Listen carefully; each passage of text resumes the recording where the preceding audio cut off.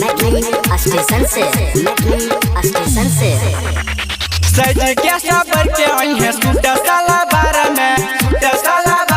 के सूट साला बार में सचिन सुमन के भेजब बाजार में के भेजब बाजार में पिपरा महारा तोरा भेंट करब जाना मिले आई है छठी घाट भेंट करब प्राण मिले आई है छठी घाट भेंट करब जाना मिले आई है छठी घाट भेंट करब। पीएसटी मनोरंजन फिल्म विधान बाजार समस्तीपुर।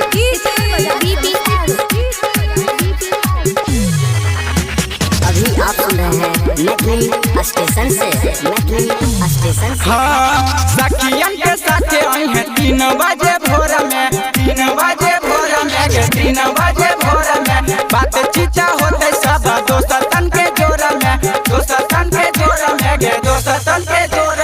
जे होते गड़बड़ सब डिलीट करब जान मिले ओहे छठी घाट भेंट करब प्राण मिले ओहे छठी घाट भेंट करब छौरी मिले ओहे छठी घाट भेंट करब प्राण मिले ओहे छठी घाट भेंट करब प्राण मिले ओहे छठी घाट भेंट करब।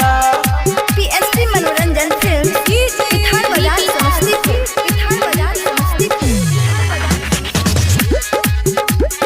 अभी आप सुन रहे हैं मैथिली स्टेशन से भाभियों से लेके वही है अपना के साथ में यादव मनीष घूमे तो अपना घाट में